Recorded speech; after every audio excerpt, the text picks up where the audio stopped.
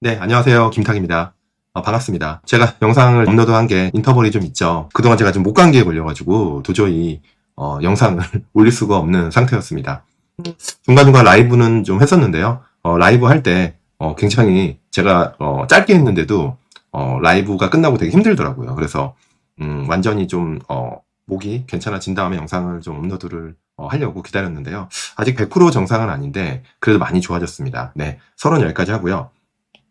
네, 컴플렉스 노티스 봐주시고요. 연휴 동안에 굉장히 많은 일들이 있었는데 특히 아시아 통화가 굉장히 지금 급등했죠, 그죠? 아시아 통화가 급등하면서 굉장히 이례적인 급등입니다. 그래서 저도 이제 연휴 동안 간단하게 정리를 한번 해봤습니다. 자, 일단 우리가 원달러에 제일 관심이 많죠. 원달러가 연휴 직전 5월 2일 날 갑자기 한 2% 가까이 급등을 했어요. 그 원화가 절상된 거죠. 달러는 빠진 거고 1,400원대까지 확 빠집니다. 달러가. 그래서 이때만 해도 연휴 앞두고 롱스탑이구나. 롱스탑이라고 하는데요. 롱스탑 뭐냐면 일단 FX 데스크, 외환 데스크, 이제 외환 딜러들이죠. 외환 딜러들도 이제 코오퍼레이트, 소위 말하는 기업들의 어떤 환해지 거래. 예를 들어서 이제 조선사가 이제 수주를 했다. 20억 불짜리 수주를 했다. 그러면은 뭐 70% 해치를 한다. 그럼 14억 불 정도를 이제 그 달러를 매도를 하면서 그런 포지션을 이제 코어포레이트 거래를 해요. 그런 포지션이 일단 있고요. 기업 간 거래. 두 번째가 이제 스펙 거래가 있습니다. 스펙. FX 외환 딜러들도 수익을 창출해야 되니까 달러를 샀다 팔았다 하는 거죠. 뭐 달러뿐만 아니라 뭐 이중 통화도 하겠지만, 근데 그런 게 있는데 이제 그동안 달러가 계속 높은 레벨에 나름 물론 뭐 높다 낮다 얘기하기 상대적인 거지만 1,400원 중반대에 있다 보니까 아무래도 롱 포지션이 많았을 겁니다. 그래서 이 롱 포지션이 많은 상태에서 연휴를 앞두고 또 미국과 중국의 관세 전쟁이 화해 모드로 그런 분위기가 있었죠. 그러다 보니까 급하게 원화 강세에 대한 어떤 베팅을 한 것 같아요. 그래서 롱스탑. 그래서 급하게 먼저 달러 내다 파니까 같이 파는 그런 흐름 정도였다라는 생각해요. 이때만 해도. 근데 이제 문제는 우리의 연휴 동안 이제 이 NDF 시장, NDF 시장이 이제 차익 결제만 하는 시장인데요. 이때 NDF 시장이 시작되자마자 갑자기 이제 난리가 난 거죠. 네. 이때 이제 5월 2일 날 급락하고 이날 오늘 1300 지금 80원까지 네, 내외까지 지금 빠졌습니다. 장중에 저점은 더 내려간 것 같은데요. 지금 이렇게 지금 굉장히 또 한 2% 이상 1.8% 1.56% 되겠네요. 더 원화가 절상되는 그런 상황이 지금 되고 있고 촉발한 이유가 여러 가지가 있는데 대만 달러의 급등, 네, 대만 달러의 절상으로 봐야겠죠. 그래서 대만 달러가 우리가 쉬는 동안 거의 지금 10% 이상의 어떤 변동성을 보였습니다.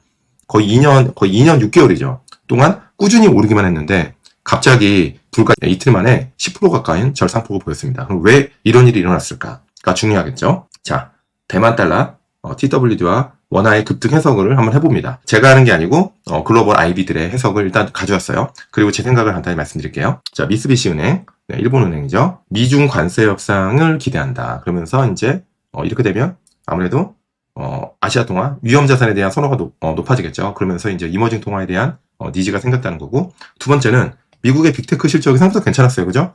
괜찮았습니다. 여기에 미국의 빅테크가 좋으면 아무래도 대만이 테크가 많잖아요. 대만의 GDP도 좋았어요. 그죠? 2.9에서 전분기 5.3까지 좋았다. 이런 부분들이 대만 달러의 강세를 이끌었다는 거고요.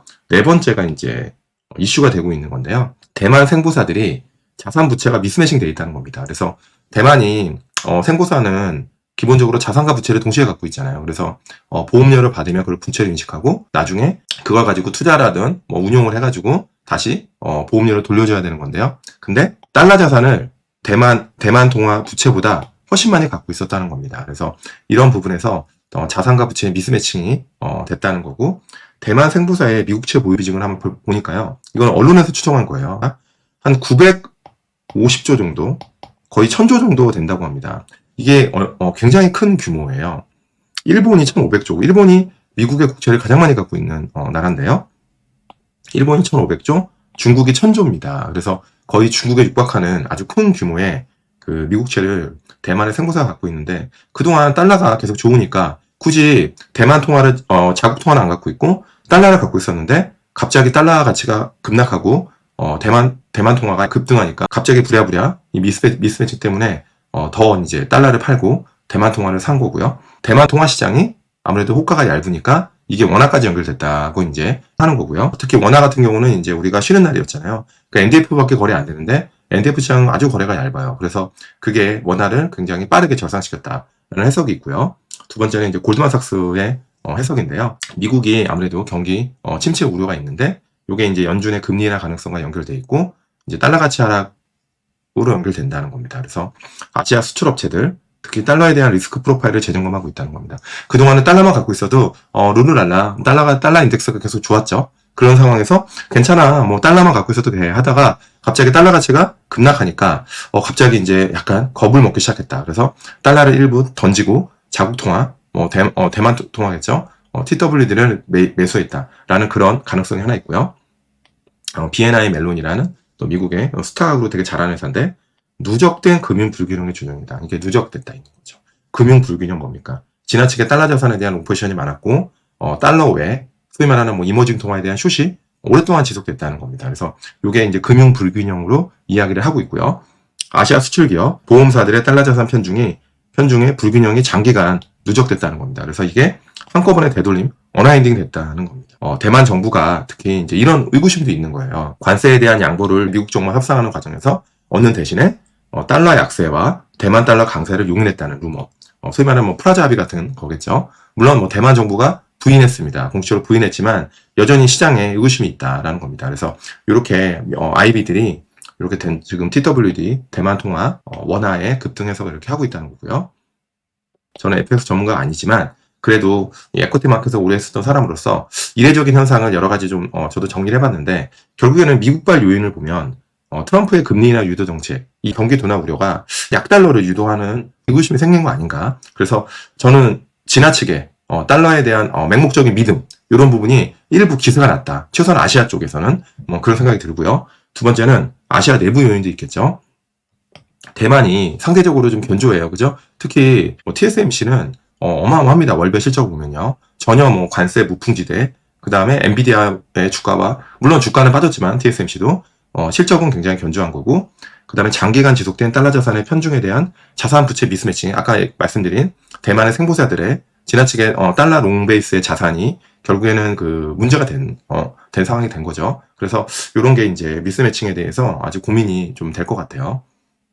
그리고 기술적으로 지금 롱포지션 편중에 따른 롱스탑, 아까 말씀드렸죠. 롱포지션이 너무 많으니까 달러가 한 번만 누가 먼저 던지면 바로 따라서 스탑로스는 원래 연쇄 이동을 일으킵니다. 그래서 그런 부분이 좀 생긴 거고, 특히 연휴에 또 호가가 매우 얇았다라는 부분들이 이번에 좀 우리 연휴 기간 동안 모든 사람들이 약간 깜짝 놀라는 그 정도의 지금 대만 통화도 굉장히 절상되고 원화도 NDF 시장에서 1370원 내외까지 지금 굉장히 급격하게 절상되는 그런 흐름입니다. 그래서 지금 궁금하신 거는 이제 이러실 것 같아요. 지금 궁금하신 부분들은 그러면 내일 시장은 어떻게 될 것이냐, 그죠? 우리 한국 시장, 특히 코스피 어떤 영향을 받을까 이런 생각 하실 텐데, 일단 여러 가지 썰이 있어요. 일단 뭐 오늘 미국 시장의 영향도 많이 받겠지만, 첫 번째 이제 원화 강세니까 원화 강세, 외국인들 인플로 들어오는 거 아니냐, 외국인 매수가 들어오는 거 아니냐라는 의견 첫 번째. 두 번째는 아시아 통화가 이렇게 불안하니까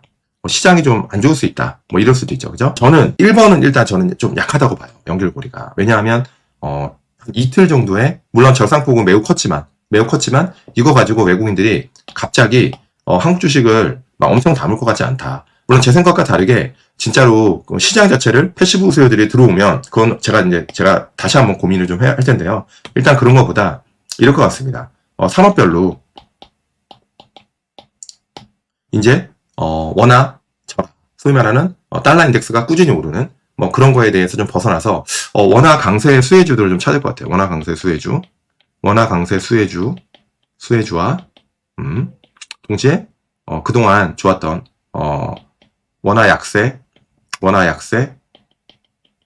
수혜주를 일부 좀 팔고 싶은 욕구가 생길 것 같아요. 그래서 저는 그동안 수출주들, 소위 말하는 수출주들이 달러 인덱스 오르고 원화가 절하되는 소위 환율이 올라가는 그 효과를 본 수출 기업들은 일부 약간 조정을 피할 수 없겠다라는 생각이 듭니다. 그동안 조선 방산이 사실 환율 수혜주는 맞아요. 특히 제가 지난번 라이브 때 하나 에어로 관련해가지고 환율 관련해서 어느 정도 그 하나 에어로가 수혜를 본 폭이 있고 원화가 절상됐을 때 어느 정도 허팅된다라고 제가 라이브 때 좀 디테일하게 많이 말씀드렸습니다. 네, 그런 부분이 있기 때문에 라이브 영상을 좀 참고하시면 될 것 같고, 결론만 말씀드리면 저는 단기 조정이다라고 봅니다. 만약에 환율로 인해서 만약에 이런 조선방산이 만약에 조정을 받는다. 그러면 그동안 포지션이 없던 분들은 좀 기회가 될 수 있다. 제가 사라팔라 말씀드리는 건 아니고요. 환율로 인한 조정은 단기 조정으로 봅니다. 왜냐하면 저는 환율이라는 게 제가 예측을 할 수 없는 범위지만 기본적으로 1,400원대의 높은 환율, 저는 개인적으로 환율은 좀 높았다고 보고요. 박스권이지 않을까 싶습니다. 1,400원에서 1,300원 내외 박스권. 그래서 여기서 만약에 뭐 5% 내외에 더 절상된다고 하면 또 반발 매수도 꽤 많을 거고요. 그래서 이 안에서 움직이기 때문에 여러분들이 환율을 가지고 저는 어떤 특정 섹터나 종목을 뭐 단기적으로 트레이딩을 할 수 있어요. 근데 이거 가지고 추세적으로 중장기 투자하는 거는 별로 권하고 싶진 않습니다. 환율 때문에 일시적으로 시장을 흔들릴 수 있어요. 근데 그걸 가지고 너무 이렇게 너무 지나치게 샀다 팔았다 하는 거는 여러분의 계좌에 별로 도움이 안 된다는 말씀을 드리면서 오늘 영상을 마무리하겠습니다. 제가 환율 전문가가 아니지만 중요한 이슈이기 때문에 특히 이제 이거를 주식시장과 연결해서 간단히만 말씀을 드렸습니다. 내용이 좋았으면 좋아요 한번 눌러주시고요. 여러분 언제나 화이팅 하시고요. 다음에 더 좋은 영상으로 찾아뵙겠습니다. 안녕.